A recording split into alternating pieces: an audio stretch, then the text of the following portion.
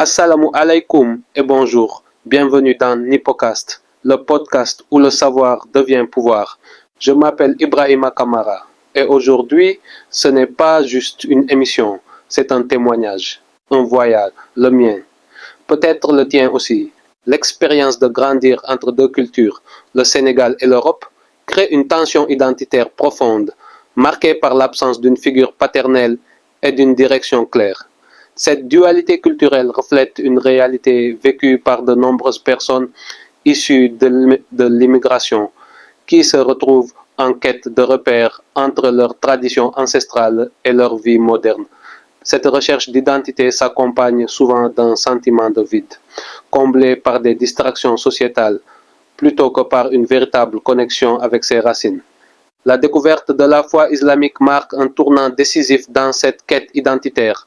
Le premier verset révélé du Coran, lis au nom de ton Seigneur qui a créé, devient une révélation particulière. Ce n'est pas un simple appel à la prière ou à la croyance aveugle, mais une invitation à la connaissance et à la réflexion. Cette injonction à la lecture et au savoir ouvre la voie à une exploration plus approfondie de l'héritage culturel africain, établissant un lien direct entre spiritualité et connaissance. Cette exploration conduit à la découverte de figures historiques majeures qui ont façonné l'histoire africaine. Cheikh Anta Diop émerge comme un pilier intellectuel, ayant démontré scientifiquement les origines africaines de l'Égypte antique, remettant en question les narratifs européocentriques dominants. Cheikh Ahmadou Bamba représente une autre forme de résistance, ayant créé une révolution éducative comme réponse pacifique à la colonisation, montrant ainsi que l'éducation peut être une forme puissante de résistance et de préservation culturelle. L'histoire de Tombouctou révèle l'existence d'une tradition scientifique africaine sophistiquée, antérieure aux avancées européennes. Cette ville historique abritait des milliers de manuscrits couvrant des domaines aussi variés que l'astronomie, la médecine et le droit. La pratique de la chirurgie à Tombouctou, bien avant les travaux de Pasteur, témoigne d'un niveau de développement scientifique avancé souvent méconnu ou délibérément occulté dans l'histoire officielle. Les récits de résistance et de courage abondent dans l'histoire africaine.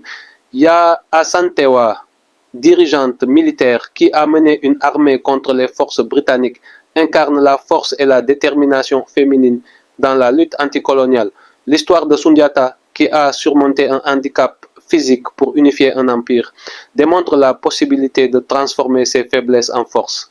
Ben Bella, écrivant pour son peuple depuis sa cellule de prison, illustre la persistance de l'engagement intellectuel même dans les conditions les plus adverses.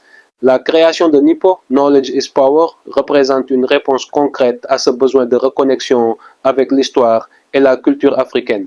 Cette initiative se matérialise à travers une plateforme en ligne comme Nipo.org qui propose des ressources éducatives alternatives, comblant les lacunes de l'éducation conventionnelle.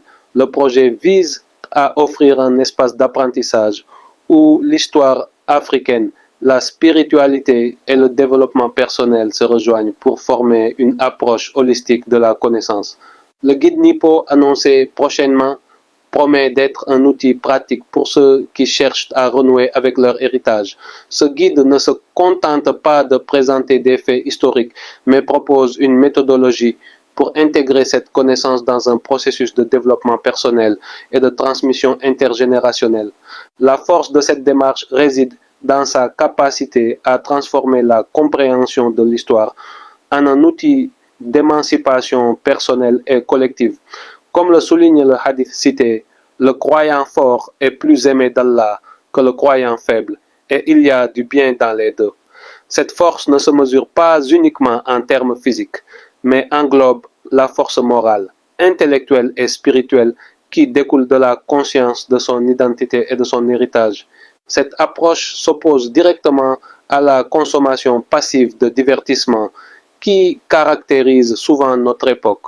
Elle encourage une participation active dans la construction de son identité et la préservation de sa culture. Le narrateur se positionne non pas comme un modèle à suivre, mais comme un compagnon de route dans cette quête de connaissance et d'identité, soulignant l'importance de l'humilité dans la recherche du savoir. La transmission du savoir devient ainsi un acte de résistance et de préservation culturelle.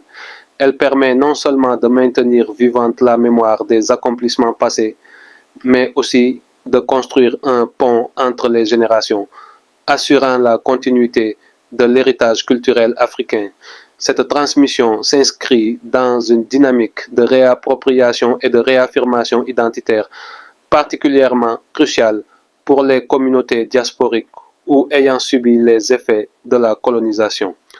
Alors, je te demande, tu choisis quoi? Continuer à subir ou te lever?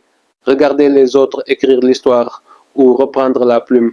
Abonne-toi, partage cet épisode, parle de Nipo. Et si tu veux recevoir le guide dès sa sortie, inscris-toi sur knipo.org. Je ne suis pas un modèle, je suis juste un frère qui a décidé de chercher et qui continue. Mais je sais une chose, quand tu retrouves ton histoire, tu retrouves ta dignité. Alors, je t'invite à ce voyage, le voyage vers toi-même. À bientôt dans Nipocast. Et surtout, n'oublie jamais, le savoir, c'est ton arme. Et Nipo, ton terrain d'entraînement.